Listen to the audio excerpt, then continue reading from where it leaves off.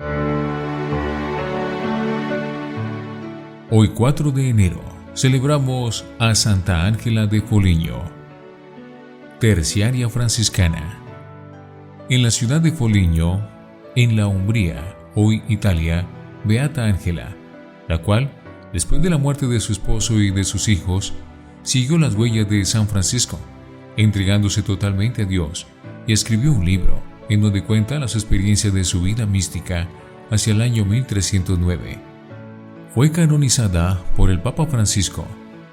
Extendió su culto para la Iglesia Universal el 9 de octubre del 2013.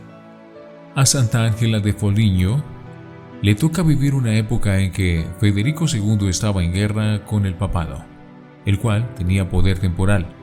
Su ciudad, Foligno, favorecía al emperador y era anticlerical. Muy probablemente ese espíritu se respiraba en el hogar de Ángela, quien dirá después que en su madre encontraba gran obstáculo para la conversión. Era también tiempo de cruzadas, pero ya comienza a vislumbrarse el renacimiento en sus buenas y malas características. El hombre siente ser centro de todo y se aleja de Dios. Ella conoció esta tirantez muy de cerca. Fue pecadora en un principio, pero terminó su vida santa. Nace muy acomodada y se apega a las riquezas, no solo de niña, sino también ya como mujer casada y con varios hijos. Más tarde, lo confesará muy arrepentida.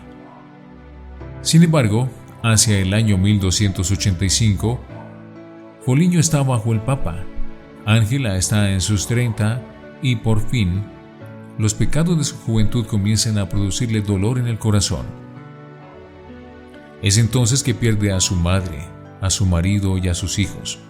Busca entonces a Dios, pero al principio, sin apartarse del todo del pecado, hace comuniones sacrílegas, ya que no está dispuesta aún a confesar sinceramente sus pecados, pero entra en lucha interior.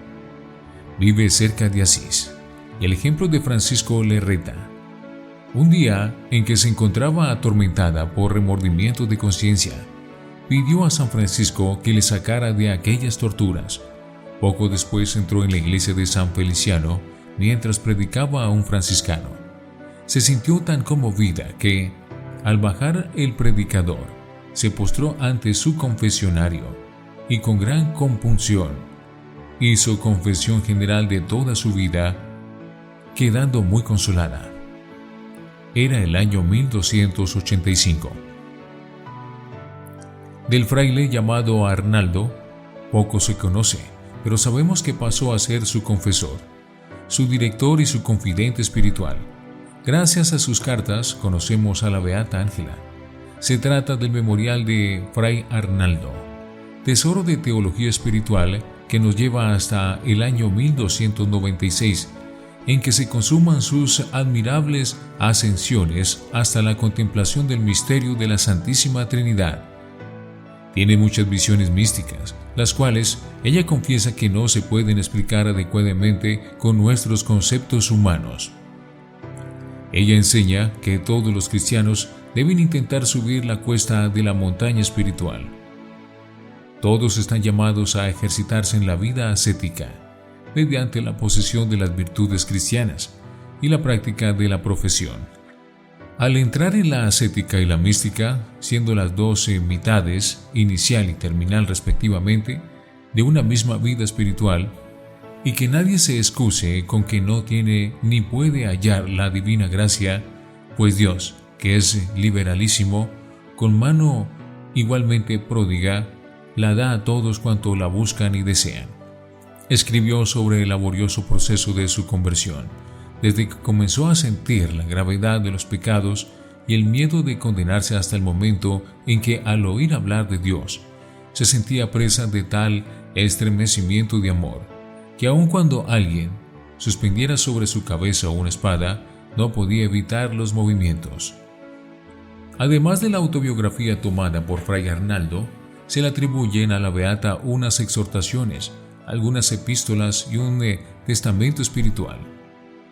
La espiritualidad de Ángela ofrece modalidades nuevas dentro de lo franciscano, Pues mientras el cristocentrismo de la escuela franciscana, en general, se orienta hacia la encarnación, para la beata Ángela todo gira en torno a la cruz. La pasión y muerte de Cristo es la demostración más grande de amor que el Hijo de Dios ha podido dar a los hombres. Cristo desde la cruz es el libro de la vida, como lo llama ella, con el cual debe leer todo aquel que quiera encontrar a Dios. Sobre la cruz escribe: en esta contemplación de la cruz ardía en tal fuego de amor y de compasión que, estando junto a la cruz, tomé el propósito de despojarme de todas las cosas y me consagré enteramente a Cristo. La estricta pobreza de espíritu era la señal en que ella descubre los verdaderos discípulos de Cristo. Muchos se profesan de palabra seguidores de Cristo, pero en realidad y de hecho abominan de Cristo y de su pobreza. Junto a la cruz, la beata Ángela aprendió a ser la gran confidente del Sagrado Corazón de Jesús. Siglos antes que Santa Margarita María recibiera los divinos mensajes, un día en que yo contemplaba un crucifijo, fui de repente penetrada de un amor tan ardiente hacia el Sagrado Corazón de Jesús que lo sentía en todos mis miembros. Produjo en mí ese sentimiento delicioso el ver que el Salvador abrazaba mi alma con sus dos brazos desclavados de la cruz.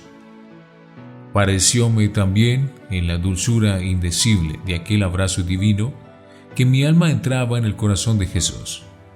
Otras veces se le aparecía el Sagrado Corazón para invitarla a que acercarse los labios a su costado y bebiese de la sangre que de él manaba.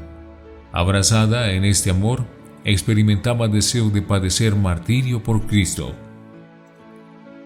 Ella comprendió que el amor que Cristo crucificado se perpetúa en la Santa Misa. Era pues devotísima a la Eucaristía. Tuvo muchas visiones en el momento de la consagración o durante la adoración de la Sagrada Hostia. 7 consideraciones dedica a la ponderación de los beneficios que en este sacramento se encierran. El cristiano debe acercarse con frecuencia a este sacramento, seguro de que, si medita en el grande amor que en él se contiene, sentirá inmediatamente transformada su alma en ese mismo divino amor. Exhorta a que nos hagamos, como preparación, las siguientes consideraciones. ¿A quién se acerca? ¿Quién es el que se acerca? ¿En qué condiciones y por qué motivo se acerca? Muere en las últimas horas el 4 de enero de 1309, rodeada de sus hijos espirituales. Su cuerpo fue sepultado en la iglesia del convento franciscano de Foligno, y pronto desde allí se manifestaron muchos milagros. El itinerario canónico de Ángela de Foligno ha sido bastante inusual. En 1547, Pablo III la inscribió en el santoral de la Tercera Orden de San Francisco, con el título de santa. Inocencio XII, en 1693, aprobó su culto solo para los franciscanos y solo como beata, estableciendo como día de fiesta el 30 de marzo. El 30 de abril de 1707, Clemente XI aprobó su culto público en toda la Iglesia Católica, pero solo como beata, y estableciendo el 4 de enero como día de su fiesta. Finalmente, el Papa Francisco, en respuesta a numerosas peticiones presentadas a la Santa Sede por obispos y superiores franciscanos, el 9 de octubre de 2013 procedió a su canonización equivalente. ¿Qué es la canonización equivalente? Es un proceso de canonización mediante el cual el Sumo Pontífice, por su autoridad, puede proceder a la canonización equivalente, es decir, extender a la Iglesia Universal la oración del oficio divino y la celebración de la misa, sin alguna sentencia formal definitiva, sin haber considerado algún proceso jurídico, sin haber realizado las acostumbradas ceremonias. Para proceder a una canonización por esta vía, según la doctrina de Benedicto XIV, se requiere cumplir 3 condiciones: la posesión antigua del culto, la constante y común testificación de historiadores dignos de la fe acerca de las virtudes o del martirio y de la ininterrumpida fama de prodigios. La práctica de la canonización equivalente Estuvo siempre presente en la Iglesia y actuando regularmente, sirviendo frecuentemente. Benedicto XIV mismo enumera 12 casos de santos canonizados de este modo: Romualdo, Norberto, Bruno, Pedro Nolasco, Ramón Nonato, Esteban de Hungría, Margarita de Escocia, Juan de Mata y Félix de Valois, Gregorio VII, Wenceslao de Bohemia, Gertrudis de Helfat. Después de él se pueden atestiguar otros casos de canonizaciones equivalentes, entre ellos Pedro Damiani y Bonifacio Mártir, Cirilo y Metodio de Tesalónica, Cirilo de Alejandría, Cirilo de Jerusalén, Justino Mártir y Agustín de Canterbury, Juan Damasceno y Silvestro Abad, Beda el Venerable, Efrén Ciro, Alberto Magno, Margarita de Hungría, Gregorio Barbarico, Juan de Ávila y Nicolás Tabelí, y otros compañeros mártires, Marcos de Krivitsy, Esteban Podgrax y Melchor Goroczewski. La última canonización equivalente fue la de Hildegarda de Bingen, por obra de Benedicto XVI, el 10 de mayo del año 2012. Santa Ángela de Foligno, ruega por nosotros.